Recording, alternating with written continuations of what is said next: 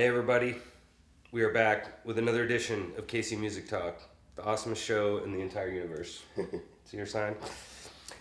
Today I am with a guitar player and very well-known musician here in Kansas City, Nick Schnebelen. Hi, How you great. doing? Rob, thank you for having me. Dude, yeah, thanks for coming, man.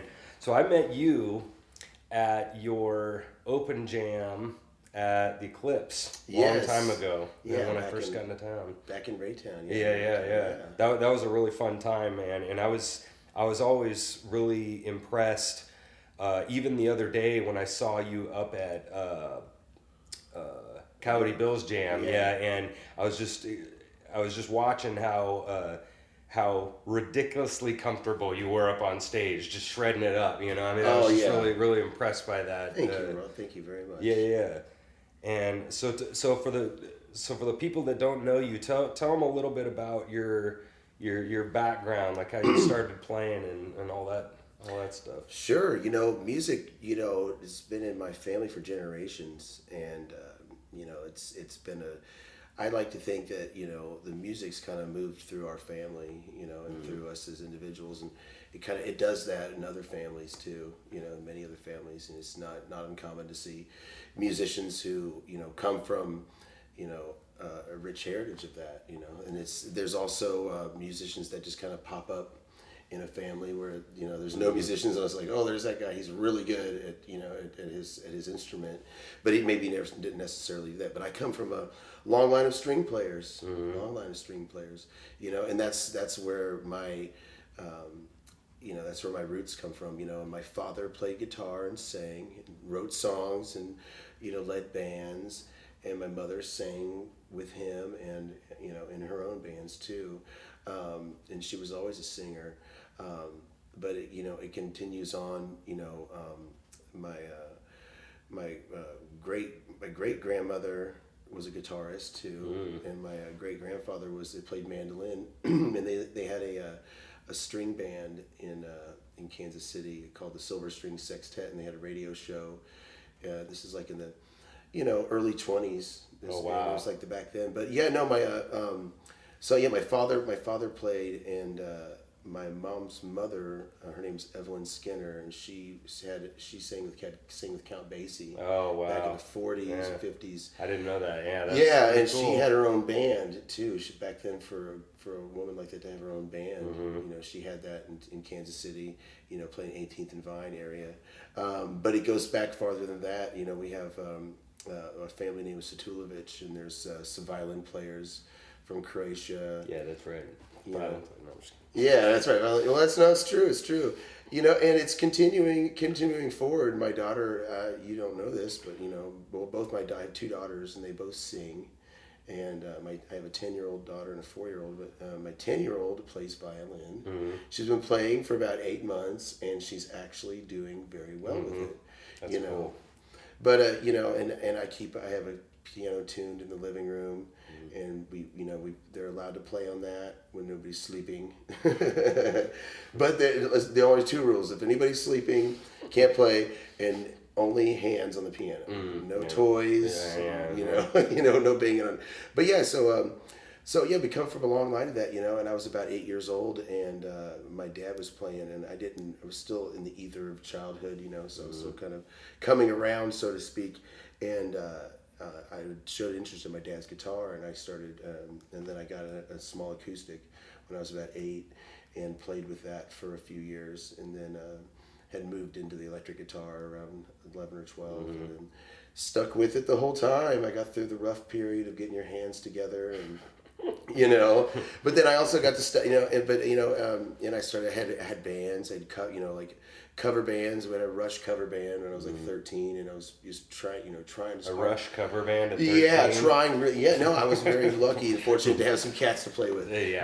But so that was going on, this rock thing was happening, but then my dad was a blues player. He really got into that when I was about 10, and so he was getting really solid in the blues, and so I started playing blues when I was about 12 or 13, and then in high school my job was playing with my dad, one or two nights during the school week, and then on the weekends. Yeah. Oh wow. So you played quite a bit in high school then, like out. Yeah, but I also went to Paseo Academy of Fine and Performing Arts. It's a magnet school in the Kansas City school district, and I got to study 4 hours of music and arts, and then 4 hours of academics every day. You know, so I studied classical. I learned how to sight read. I still do. Yeah, that's cool. Read charts, and I got a really good education. I would, you know, it would.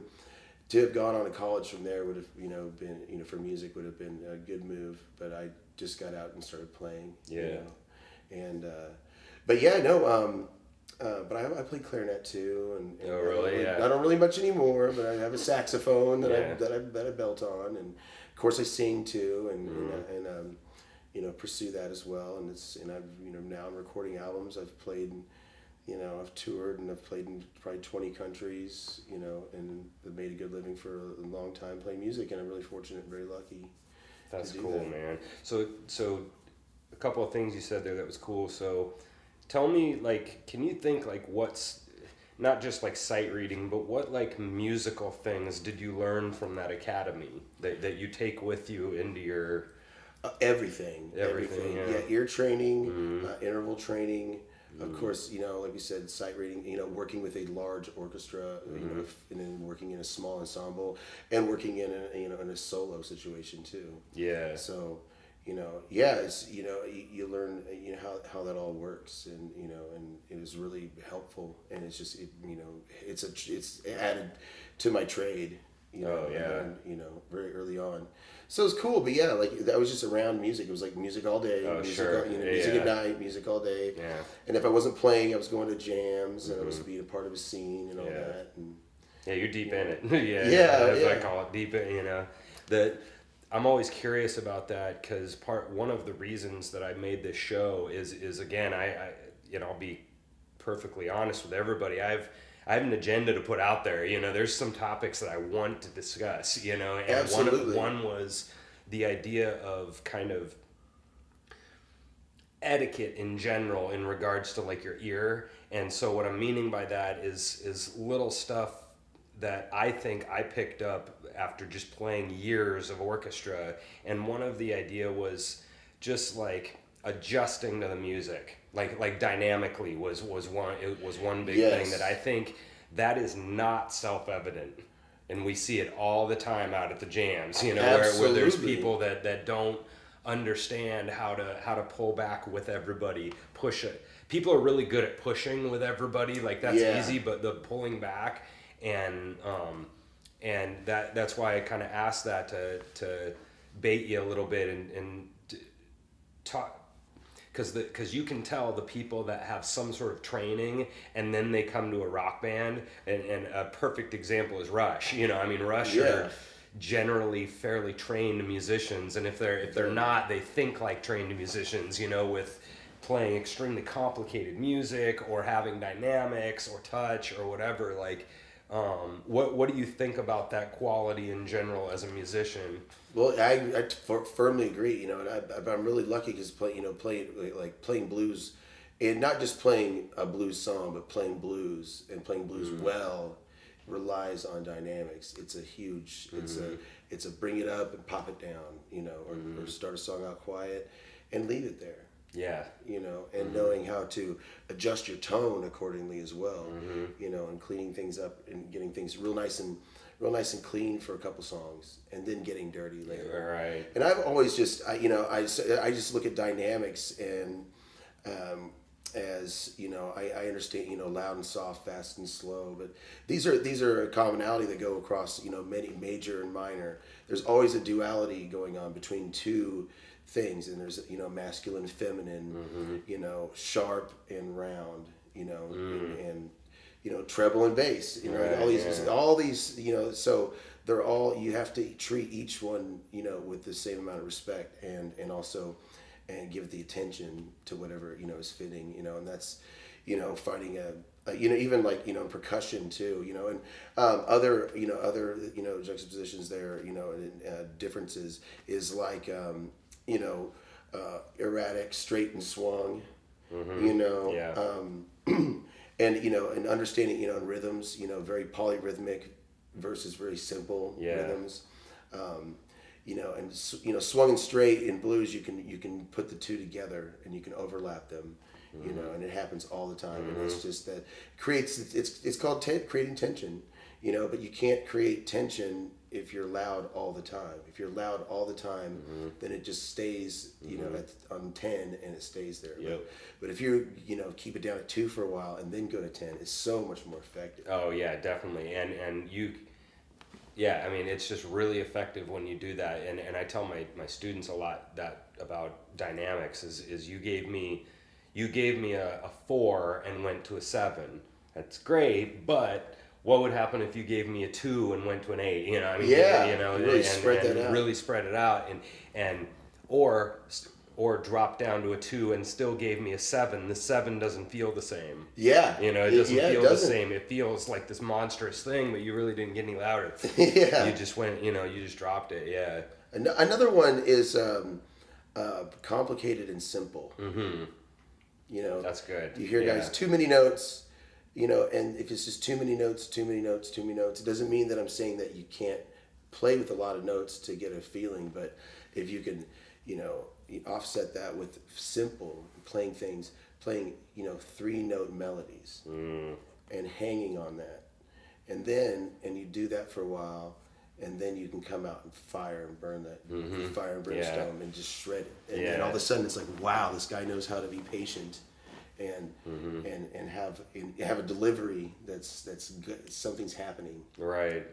And right now, I mean, we're getting into improv a little bit. I can tell what you're talking. I mean, that's the ultimate. It's just here in a minute. Let's talk. Let's come back to that with that idea, because there's all sorts of crap we could talk about with that, because that's what you're getting into. Tell me a little bit more about your dad, mom, about what their strengths musically were. That you already talked about playing blues a little bit. Was there anything specifically that they were both extremely good at? Yeah, my dad was really good at he could really put songs together well. That was one thing that he was very good at. Then my parents put the first blues CD out in Kansas City that was ever done. It was the first CD. Oh. This is 90. This is when CDs were pretty. Yeah. I don't know when the CD came out. Probably 85, Right. maybe. I'm not sure on the facts on that, but yeah, they put a CD out. Everybody else was putting out tapes. Yeah, right. But he put together great tunes. They still sound great, and the record still sounds great. So that was one of his strengths, and his writing was really strong, and his playing was good too. I mean, and he was he played more with feel than he did with flair. And was very, very good at it. And he played a Firebird, which a Gibson Firebird, and so the treble pickup is bright, and he would use every bit of that brightness. Some guys could get a muddy tone and they just get through it, but he'd snap these bright strings and play. In the box, and then sometimes high and outside is what I call it. That's how I would call it. So he had a very distinct style there, tone-wise. Yeah. Absolutely. Yeah, that's cool, man. That was my dad. My mom just has a beautiful singing voice. My sister got a lot of her stuff from her mom, from our mom, and that's. Yeah, I played. Speaking of your sister, when we were up at Eclipse, I think it was the very first night I was there, and she called.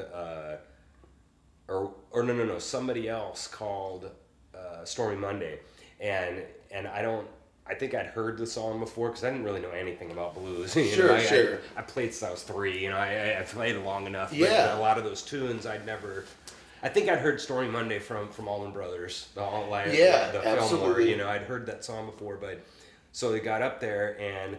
She was up there on stage, and she's like, okay, and so she gets up there, and she just destroys it, I mean, it was awesome, Yeah. And then I got off stage, and I was like, yeah, man. I was talking to somebody else. I'm like, yeah, that went good, and they were like, yeah, because she could sing it. Yeah. I mean, they were like, don't, I didn't call it, but they're like, yeah, don't call that tune when somebody can't really. That's just a song you need to sing well. Yeah. And that was just cool that she didn't save the day, but but it was that type of thing where she got up there and did her thing, and it always sounds awesome, Yeah, that's a cool tune. It's got a cool chord change to it. It does, yeah. That's the kind of stuff I like. I like stuff with a couple extras. Oh, absolutely. What? So, and you talked about a little bit about like there was just because our family wasn't that extreme, but my grandpa's in like Nebraska Country Music Hall of Fame. Oh, So, beautiful. yeah, I mean, Okay, he's played yeah. for 65 years or That's something. kick butt, man. And yeah. then my mom played in their family band. It sounds similar to you guys, just being in the family. And but so you were talking about did you feel like you were forced to play? Never. Yeah. No, that was the thing, you know, and that was, you know, that goes back to my daughter too. She was, you know, we were, you know, there was a leaning for her to play music from my ex-wife, and she did, but she wasn't really a musician, so she didn't understand it. So she said, well, your parents play, you know, your dad plays, so you're going to play. So she started her taking classical piano instruction at the UMKC, and it was a chore. Yeah. You know, she had a great teacher. She was really nice. She was a wonderful, wonderful classical pianist. But, you know, to be honest, the lessons were expensive. It took us a half hour to get down there. It took us the lesson and then a half hour to get home. All she wanted to do was relax. So that's like one approach, you know, and it was just a chore to take her every week, you know, and you know, and getting her to practice at home. So instead, I got a piano, and I keep it tuned, and I keep it running very well. Yeah. And it's open, and it just sits there. You're right. And they go over to it when they want, and she goes over and picks out melodies and songs, and then she, you know, so it's just, I think that's all you do. You don't make them play it, you just lay it out, and you surround them with them, like here, you know. Yeah. You got piano laying around, you say, this is the on button, here's the headphones, play whenever you want. Like we said, no toys on the piano. You know, or, you know, be careful, here's a guitar, don't take it apart. Yeah, and that's always crazy because I mean this is a real kind of almost a political topic in our country about do you make them or do you let them find it themselves? And for me, I was basically made. I was too young to even care. 3, but it turned out awesome because I liked it. So it's really hard to give that balance of if they're gonna like it or not. You kind of got to just try it, but there's a lot of validity to what you just said about because you can force a kid even at your young age or her, you can force them and you can kind of go drill sergeant on them a little bit, but you can't make them like it. No. You can make them be good. It happens all the time, these 6-year-old Asian kids and they're playing like book 6 of Suzuki already, at 6 years old, and so you could like make them do it, but you can't make them love it. No, it's a labor of love. I think any instrument, when you take on a principal instrument, it's a labor of love, and you really have to want it. Yeah. I saw so many kids that just every week they wouldn't do their homework, they didn't want it, they didn't want to practice, and then there's other kids that just can't get enough of it. Yeah. So it's got to be, and the labor of love has to come from you. So yeah, that's cool, man. So about that, talk a little bit about Trampled Underfoot. With you guys playing together. Yeah, no. That's what everybody, a lot of people know you guys from, Sure, it was a very special, unique band. It was, it was me and my brother Chris and my sister Danielle, and I was when I graduated from Paseo, I graduated at 17, and just because of my age. Where my birthday falls in and everything. So I stayed around town for the summer after that, and then I moved to Philadelphia, New York. And I lived up there for about 9 years. And about 7 years in, I had a successful band out there and toured the country out of Philadelphia and got to have some amazing opportunities out there. That's how I spent my 20s. And then when I was about 25, after being out there for about 7 years, then I was on the phone with my brother and sister one night, and I had a key member of my band that had chose to go the corporate route and start a family, and he's doing very well, which is great. But it kind of felt like the band had changed, and I was kind of just ready to kind of move on into something new. And it just so happens my brother and sister called me, and they said, hey, let's play together. And Danielle, she hadn't really played bass, but she played guitar, and Chris was already playing drums, and so we were like, well, let's do this. If we're gonna do it, let's do it. And Danielle's like, well, I want to get a bass and learn, and I was like, okay, well, let's, you don't just jump in, but she did. she jumped in, and within a year, she was already gigging on bass, Yeah. and just took right to the bass guitar. So, so I hadn't moved. I hadn't moved home yet. And then I said to them, I said, well, I'm set up out here. I've got shows, and I've got a place, and I got a house. I'm renting a house, and I've got it all set up. You guys why don't you move up here instead, and we'll stay here for a year or two, and then we can move back to Kansas City if everything works out, So they moved up and lived with me, and that's where the band started. Oh wow, yeah. See, I didn't know that. Yeah. So and then we were touring back and forth between Kansas City and Philadelphia, playing stops along the way. Yeah. And it was our little trail that we were running. That's cool. Yeah. And so we come home and play a ton of shows. We go back there and play a bunch of shows, and we just kind of kept going back and forth. And then eventually it was just like, let's move home. Yeah. Daniel and Chris were missing Kansas City, and I was too, and it felt appropriate for me to come back home, after doing that for so long with my family, to play in a band that ended up being really successsul. We toured around so we moved back to Kansas City, and we were playing 6 nights a week, playing everywhere.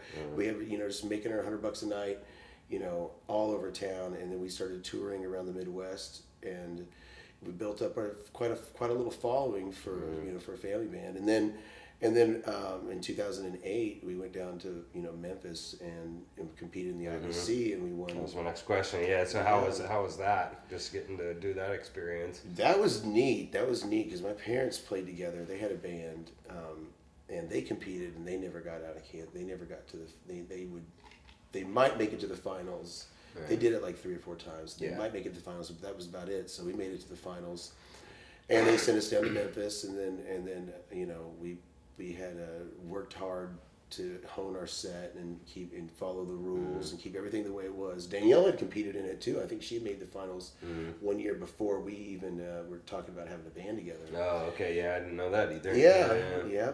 And that's how that. Cool. So we approached it correctly, and I had played all original music, and we won the thing, and then I also got the best guitarist award. Yeah, wow. So and that's kind of under your breath right there. We won the thing. Yeah. No, it was really awesome. Yeah, it was really that's awesome. Cool. Yeah. So this is one question that I didn't even think to ask you, but I've had this theory about Kansas City musicians in general, and to me, what I mean by when I say like a studio guy, because there's obviously like Nashville studio guys that are ridiculous, they're killer players. Yes. But I think what I'm talking about when I talk about like Kansas City has basically all studio guys. What I mean is like kind of a lower level of that, of everybody, pretty much the entire scene can get up there at a jam and go, okay, shuffle in A, all right, here we go. They can pretty much handle those funk shuffle slows in whatever key you want. Yeah. And then right now, and they're just, and that's kind of what our entire scene is like. They're pretty much all these studio guys that they can sort of handle any blues you're throwing at them. Yeah. But in my opinion, in this town, I think we've got about 94% studio guys, and then 6% actual acts. Sure. That's my opinion, and I think there's like literally like 5 real acts in this town, and then 96% bands.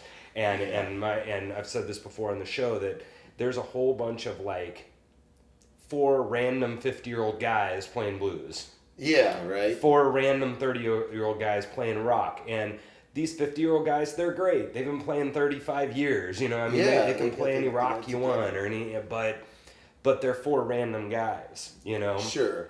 Now, when you get like Samantha up there, she's like an act, right? Mm-hmm. This, good-looking chick. She plays the crap out of her guitar. Like, everybody comes to see her, and she's on that act kind of realm. Like, sure. I talk about, like, the idea of J-Lo and then her backing band, It's like, yeah, sure. Nobody cares about these guys, and they need J-Lo because nobody would come. But then she'll sit there for 6 months in the studio until it's perfect, and she kind of can't do anything either without all these like kind of badasses behind her, to make her look good, so absolutely. So it's kind of the symbiotic relationship. But I would argue that your guys' thing that you had was one of those acts in town. You know, kind of this Absolutely. family band. You had Danielle up there singing really good. You had you shredding on guitar. I mean, you guys had like an act. Do you think that's fair? A fair assessment? Definitely. You know, for Kansas City too. I think Kansas City's also got a rich jazz history too. You know, I mean, we got Bobby Watson. You know, and he's definitely like an act. He's an act, kind yeah. of guy.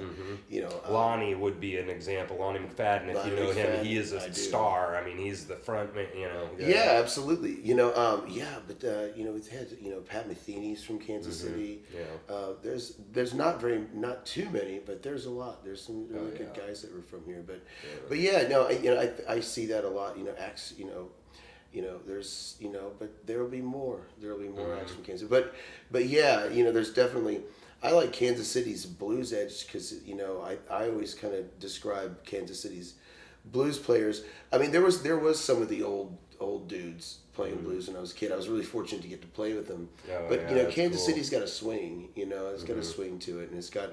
It's definitely got it's not Delta blues. It's right. definitely, it's more jazz. It's more uptown. It's really hip, so I think that is a great attribute to have, being a part of a big band, like, a very successful band, right. There's some guys, but yeah, as far as acts go, there hasn't been too many from Kansas City, See, I bet, and I'm just guessing because I haven't really been down there, but I would guess that Nashville wouldn't be quite like that. I would bet there would be a lot of like front men trying to make it on the street down there in Nashville. Oh, yeah. I mean, like there's piles of them. And I'm meaning like the percentage wise of musicians, because I mean it really seems to me, and I don't know if I'm wrong about this, but it's like 94-6 here. Yeah, right. I mean that's what it feels like to me, and I bet Nashville or maybe New York isn't like that. It's a different percentage of the people that are like actual true frontmen, exactly. And then all the see me, I'm on the studio. I'm not a true front man. I'm the person you hire in your country band for the wicked fiddler or whatever you call it. That's my role that I fit best in. For sure. And Samantha, her best role is to be the front person and have go behind her. Or badasses like him, to back her. And, sure, exactly. And I just thought that was really cool that you guys had your thing going with your band, because it really was it felt more like a show, in the sense of you guys having the family thing, plus you guys are really good musicians. So sure, But I mean, it's like, can that front person actually match the talent of the artist that they're playing with? Yeah. Can they? I know, and that's always the trick. And that's one thing that what a front person should do is they always want to get, well, not better, but you've got to put at least your quality up behind you, or else it's just, it's bad. So let's move on. So you talked about the idea of improvising, and I love your idea of this opposites thing you were talking about earlier. Yeah, that's the way I see it. Talk about that some more. Yeah. Well, speaking, so you got like, we were talking about, when you think about, the different shapes of sound, and different qualities of licks and lines and stuff, and you're mixing major and minor pentatonic scales against each other. And I always describe it as like, you're in blues, your dominant seventh arpeggios, like your skeletal structure, and whatever chord you're on, and then you move over that with minor pentatonic for a heavy blues, like happy and sad, we'll say. Right. And so the sad is the minor blues pentatonic scale, and so and then you have the major pentatonic scale, which is the happy, and so you can phrase things in with the arpeggio and accent them whichever way you want to go at that point, that moment in time. That's kind of how I see it. As far as improvisation too, knowing your fretboard really well, and knowing all of the different there's like there's 5 zones on the guitar, 5 positions, you know, and knowing being able to play in all those different positions and get get to all the different chord changes in each position, you know, is definitely. But speaking on concept though, you know, I listen to other players for licks and for inspiration, but mainly I try to go with my heart and what I want to play, what I hear, and sometimes. And that goes even kind of across genres a little bit. Like I'll do like a more of a throwback blues thing on one song, and the next one I'll do a full on rock kind of thing. You know, and there's so many.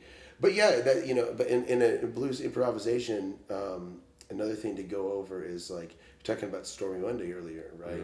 Well, if you really love blues and you play blues and listen to it, you know, you got to say, well, which version? Yeah. You know, when you're talking Allman Brothers, they're all great. Right, They're all killer version. You know, Lou Rawls has a great version of Stormy Monday, and it's a swing. You know, they call it Stormy Monday, Tuesdays and Tuesdays. But and then there's Allman Brothers, the straight ballad, sort of. Yeah, and then Bobby Blue Bland.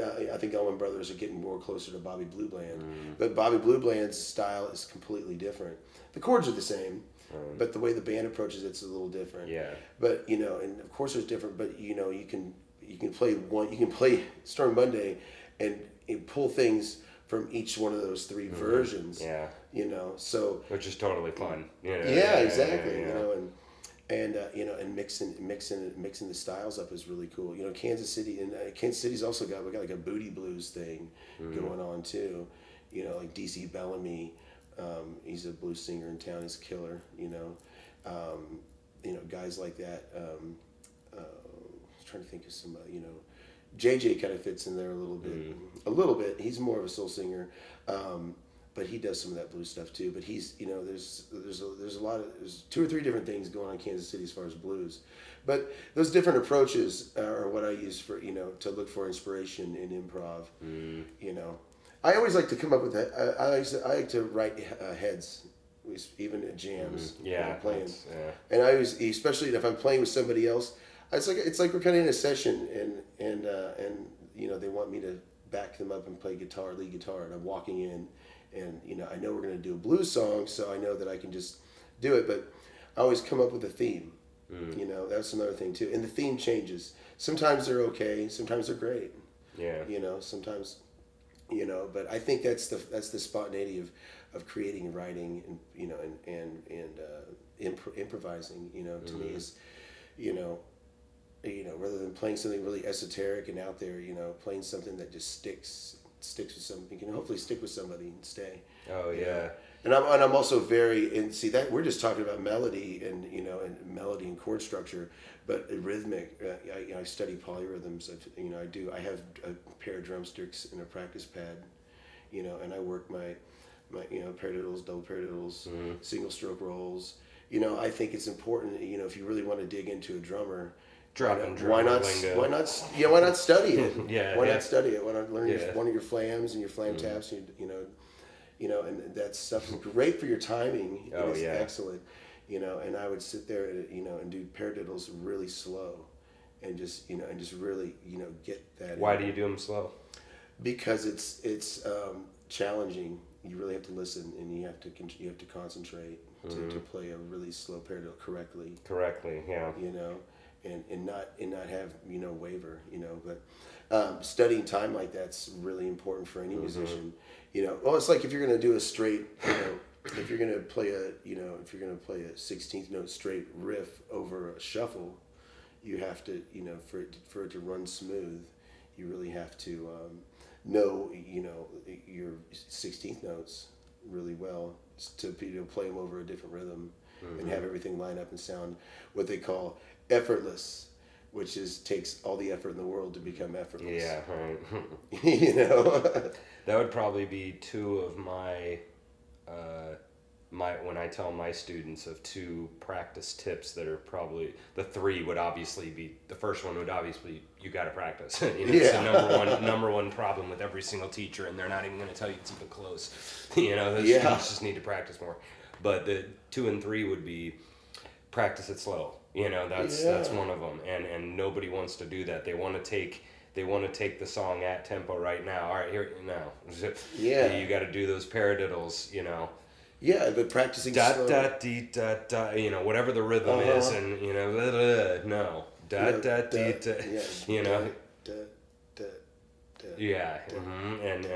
and then the second one would be do it in like parts, whatever the song is. Do you know, work on just your left hand or just your right hand, or work on just the chorus, or just work on just your paradiddle. You know, Yeah. you know that would be my two rules of you know, good top three rules of practicing that nobody wants to ever do. No, it's true. And that's why these idiots are actually in the symphony, because they were willing to sit there and do that. They did the busy work. The Yeah, hard they did work, their you busy know. work. You were so with that opposites idea, I thought that was so funny, because I've done that with my students too, where I like, because this is sort of a, you know, a teaching kind of thing. So when people ask me like, or when I've had my students do improv, a lot of times, and this definitely happened to me, where I sort of plateaued. You know, I had a bunch of plateaus. You know, you'd kind of find some stuff, and then after a while, you started sounding the same, and then you'd get some inspiration, or think of like triplets or something, and I can use triplet, and then so now you've added triplets, but then you come to like another plateau where you sound the same again, and then it's the plateau and the plateau. And one thing that I've tried to tell them is this opposites idea, like you said, Yes. of. And I love the one that you said about maybe like how to build your solo, you know, and the typical is start pitiful and then build it, you know. Yeah. And so that's maybe getting to your simple complex idea. Sure, right? exactly. Like talk about that. Oh, absolutely. You know, another thing about soloing is to stay out of ruts, because I would find myself getting it. And I did for a little while. I was playing the same runs. I had these rabbit trails that I would just Same riffs over and over. Yeah. No grass grows there. Grass is growing everywhere else, but there's a couple spots. But no, I No grass growing. you know, and I went. You know, he played that lick like 10 times. You know, and I play. You know, and I will do some of the same licks and I catch them. Yeah, no, and I like them, but I always struggle. I don't struggle. I strive. I don't struggle. Well, we all struggle. Struggling artists. Tormented souls. No, I want to play a new lick every night. Yeah. And something new that I have never played. You know, something that just through being creative, and How about that rule? Play a new lick every night. I yeah. like that. I like that. You know, you take and I'm still playing blues. I'm always going to play blues, but what I do is I use rhythm to find new licks. Talk about that. That's awesome. You know, using polyrhythms and you know, subdividing, and you can you know, subdividing. You know, you take a pulse and you double it, triple it, or whatever, and you can, but it's when you take it out. When you take a when you take a pulse and you cut it in half, and then you cut it in third. Yeah. And you play, you know, bop bop bop bop bop bop bop bop bop bop bop, and then bop bop bop, and then that when you stretch that out. But we're not playing just one note every 3 beats. It's actually, those are accents to all this other stuff. Yep. That you can you know, say you hit you hit your high note every one of those pulses. Yeah. Or you know, yeah, or you can take you know, I'll take and I'm just doing this with blues riffs, you know, you know, playing straight, you know, when it's, you know, over a shuffle and making it sound right. Or, you know, I always like messing with good drummers. Oh, sure. You know, and just trying to get them to follow me, or I'll start following them, like some of their fills and stuff. Well, your brother, I mean, he probably deserves to be messed with a little Yeah, bit. right. My brother's a turd. We used to do it all the we mess with each other all the time. Yeah, exactly. It's fun. Take that, you know. You know, or like just trying to find simple things. I'm sure he gives it right back, doesn't he? Oh, he is. The audience, man. You know, that's. Yeah. But I don't want to get too far over their head.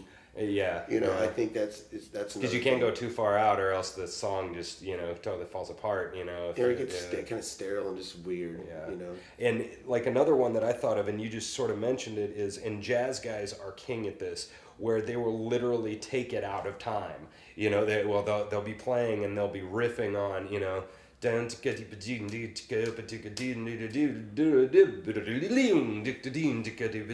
then, you know, they had that little big run that was totally out of time, and then now they, you know, lock back in hard, and so there's your opposites again. Exactly. In time, out of time, in time, and yes, the out of time always sounds really dumb, but when you lock back in, it sounds freaking awesome, you know. Yeah, and, because all of a sudden you pulled it off. You know?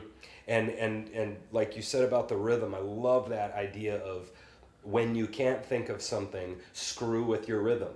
Exactly. You know, That's I love it. that. That's what it is. And you were talking about a whole bunch of these examples of when you're stagnant, and then, you know, I look at it as like the parts of music or whatever, your dynamics, your rhythm, your notes, your for us, like our bowing, your articulation, your tone, you know, all of those ideas that you can like take one of them and you go dynamics, and then now you do the same crap, but you drop it, build it, and all of a sudden now you're like, you sound different from the last song, right? Or your rhythm or it's whatever. It's about like talking too, you know? You think about some of the best speakers. I mean, but before I say this, I'll say that, you know, a rest in music is a note. You know, it's there. It means something. It's worth something. And when you see somebody talking and they're giving a speech, and they're just fucking, and they're just rambling and da da da da da da da da da da da da. It gets, you kind of tune it out. Yep. But when you really give space where it's needed the most, like Shatner, you know.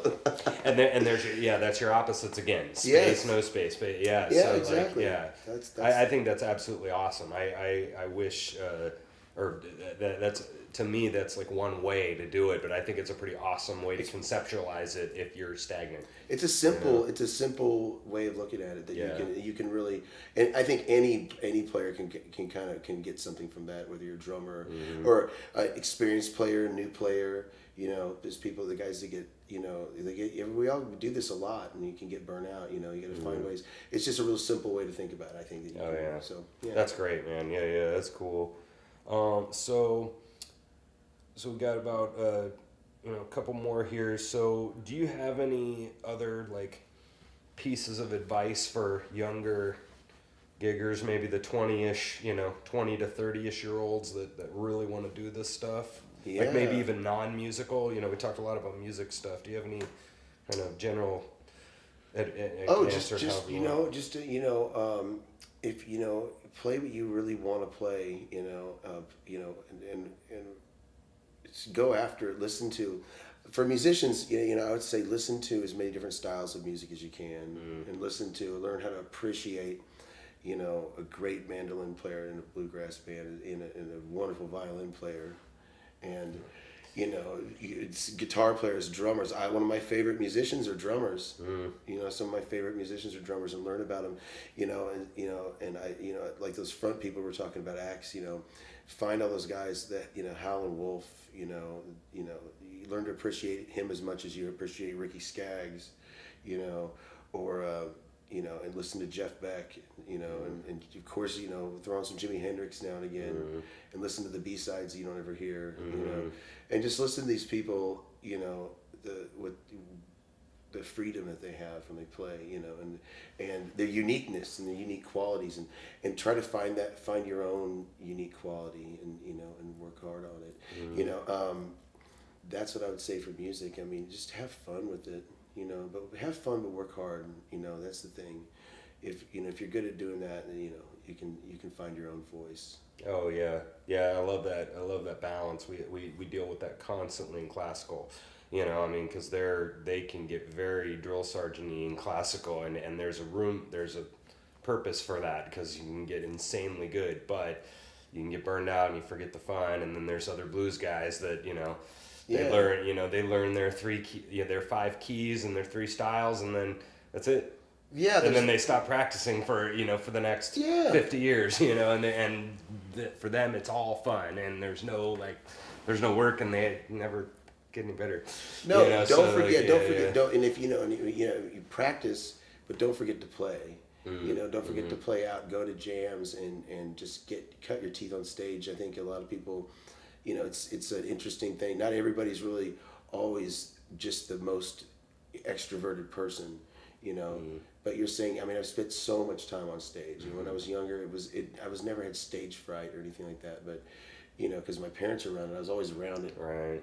But then you get up on stage and start trying to put a show on, you got to find that extroverted side of yourself, and and that just comes from doing it. And just like if I was on a crime scene, like a horrible crime scene, right, or in an operating, or if I was in an operating room, I would be just freaked out, right, but on stage though, so I think that's what a lot of younger folks can need to work on too. Is just being on stage, being comfortable, Take a speech class. Learn how to give a nice speech and stand up there by yourself in front of an audience of people and entertain them for 10 minutes with a lovely speech that you have well prepared and will deliver well. That can something you know about.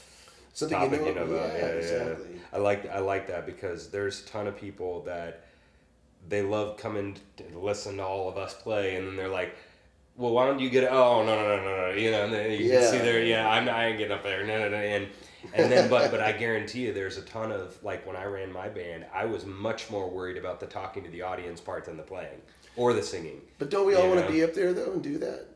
We want to be up there and play.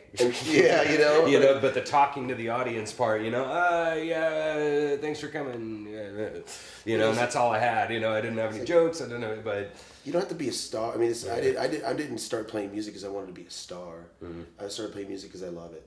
Mm. And I just love to play. And I want to put on a good show, and I want to make people happy. And this is, especially for new players that are just getting out, getting to feel comfortable with yourself on stage. That and that comes from effort and opening up and also being able to look at a huge crowd of people and just I'm here. Mm-hmm. I'm here. Yeah, I like what you said too about listening to other musicians, because I think that this is again talking about myself, but I think that's one of the things that kind of freaks people out when they listen to me is they're expecting a fiddler and I don't give it to them. Yeah, I give them something else. I don't know what I am, but I'm not a bluegrass style fiddler. I mean, you go no, and so that's kind of what they're expecting. But I think one of the reasons for that is because I don't fiddle. It's more dynamic. It's more dynamic, and I'm a classical player trying to play blues, or country or whatever. And but one of the reasons for that is I don't ever listen to violin players. Mm-hmm. I've heard thousands of them over the years for orchestra and stuff. But when I listen to stuff, I'm listening to Fish and Pink Floyd and and Stone Temple Pilots and jazz and horn players and singers and drummers and so I don't ever listen to violin players. Plus there's 4 of us in the entire history of the world to listen to anyway. Yeah. But because there's not that many. There's 8 million guitar players. But true. But one of the reasons why I think is because I don't ever listen to violin players. I don't know what I play like, but I don't play like a violin player. There's value in that, huh? One of my favorites is Stefan Grappelli. I mean, of course we love him, but if you ever getting stagnant, just take your instrument, put little Stefan Grappelli and Django Reinhardt. If you play violin or guitar, put this on and just learn a couple licks. Yeah. Grab what you can. Yeah. And because he's the king. Yeah. Killing it. Just grab a couple because they have. And I watch. You watch people and you watch styles and the difference between different players, but those guys create a style. And that's when I first kind of came with this. I noticed that about them. Because they have a huge body of work.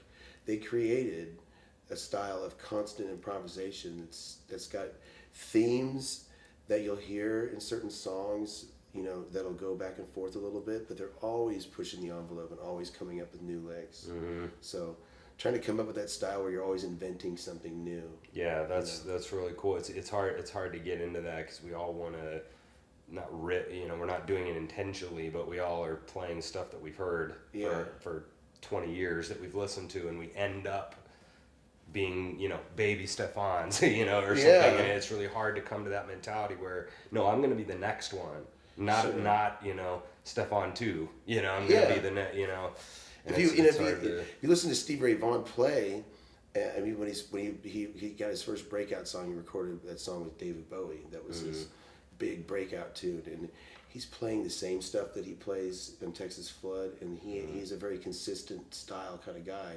Doesn't really get too outside of his own box, but he was very good at it. Oh yeah. You know? But and those, there's a certain art to that too. But I like to think, just listen to all different kinds of players and try to just pick up licks. I pick up licks off of fiddle players. Or, I pick up licks off of all kinds of African music. I listen to. I've opened my mind up for so long now. That's great, man. And Stevie, last thing I'll say about that is Stevie, it always cracks me up, and him and Santana always remind me of each other in the sense that there's and Santana, I'll take him as an example. There's a million better guitar players in the world, but he made a genre. Like Latin rock. Nobody ever done that before. When you hear him play, you know it's him. Yeah, and Stevie would kind of be the same way, where he has this Texas blues thing going on, and even though there's other players that are really good, he was so unique that there's some major league validity to that, about the uniqueness of what he bring rather than his technique, being the Well, his overall too was he was paying tribute to Albert King, which is funny, and my favorite. There's the three kings. There's B.B. King, Freddie King, and Albert King, and each one's completely different. And each one of them I love the most. But I really started with B.B. King because I used to get to go see him, in Kansas City whenever he came through, and I didn't ever see Albert King. I think he passed away, and Freddie did too. But coming into those three different guys, Albert King is a monster. So that's why I think Stevie Ray Vaughan went to him because if you listen to Albert King play and then you listen to Stevie Ray Vaughan, you're like, oh my Lord, this is where he got his whole thing. Right. Yeah. But he even did a record with him, and he's just paying tribute to this guy in the honest and kindest way. And it was such a beautiful thing to see a guy devote his entire playing style to one guitar player. And having a great career out of it, and making some great records, and recordings, That's cool, man. But if you want to be the next Stevie Ray Vaughan, then you have to find your unique quality and learn how to make it shine. That's how you do. You don't learn all of his songs and play like him and buy his guitars and wear his hats. You don't do all that. You find your own style, and something that really sets people off like that. Yeah. Last question for you. Do you have a kind of, you kind of already talked about IBC being kind of a crazy moment, but can you think of kind of a crazy gig that you've had that you'll never forget, or a funny one, or there's terrible one, been a ton of them. There's been a ton. There's one I was just thinking about that when you were telling we were talking about this. I was getting to play. I got to play at the North Pole up in Svalbard, in a town called Longyearbyen. And it's called the Dark Season Festival, and what it is it's so far north that the sun, they have the midnight sun in the summer, and then in the winter it just goes away for 3 months, and they have a thing called Dark Season Festival, and it's the last 3 days of sunlight. So the third to last day there's sun for 45 minutes, but it's kind of like, but it's not necessarily all like that. It's like a long dawn. Yeah, and then 45 minutes of actual sun, and then a long sunset. Yeah, wow. And then that just gets even, shorter the next day, and then the next day, it's like hardly up at all. And then we were leaving, and we stayed actually a day and a half later, and it was completely night. Yeah, just the whole time. Just the whole time.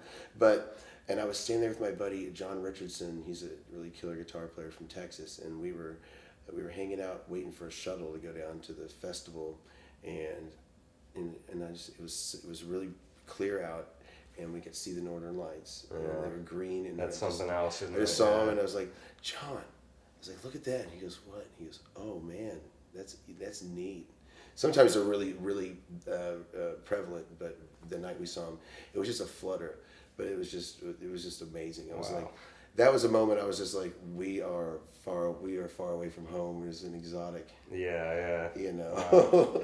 And I bet that was wild, because that situation was because of music. Exactly. Right, that you were sitting there right now. Yeah, we were at festival. I was like, this music is taking us everywhere. It's pretty amazing. Yeah, that is pretty cool. that you guys have got. You've gotten to do so many of those cool things. Is awesome. What's next for you, man? Well, what are you doing now with your I music? finished a new record. It's called Crazy All by Myself, and it's I recorded in L.A. with Tony Bronigal, who did the last two Trampled, Underfoot records, and I had Bonnie Raitt's band back me up on the record, and it's just finishing now, getting mixed. And so I hope. Hey, don't be name dropping on the show. Yeah, name dropping. You gotta drop some names. No, so that was a really fun record to make, and it took about 8 months to get done from end to end. I mean, with pre-production for most of it, and then we just went in and killed it in the studio and got it done. It sounds great. That's awesome, man. Yeah, so I got that out this year. I'm going to start touring in June. We've got a big West Coast tour that we're building up right now. It's a little ways off. I have some small weekend runs between now and then, but basically gearing up for a whole campaign for a new record for Crazy All by Myself. That's cool, man. That's the big plan. Well, definitely good luck to you, man. I know everybody's always really grateful to hear you come out to a jam or come to your shows and stuff. I know you're well respected in town, so definitely a wonderful job, and keep it up, of course. Rob, thank you so much. You're welcome, man. Thank you. Thanks I for really had a thanks great for coming time here today. Thank you. Yeah, thanks for coming and talking, man. We're trying to do these shows and get some of this talent that we have out in Kansas City to come talk about what they think and stuff, and it's been pretty fun. I think it's great. I think it's wonderful what Thanks, you're doing man. for the community, for everybody, and much love and respect. Oh, thanks, man. Thanks. So that's the end of the show. Come check out all the other ones. So this is our 25th interview we've done. So come check out some of the other people we've interviewed, and get the heck out of here. We're done. This has been KC Music Talk. See you later.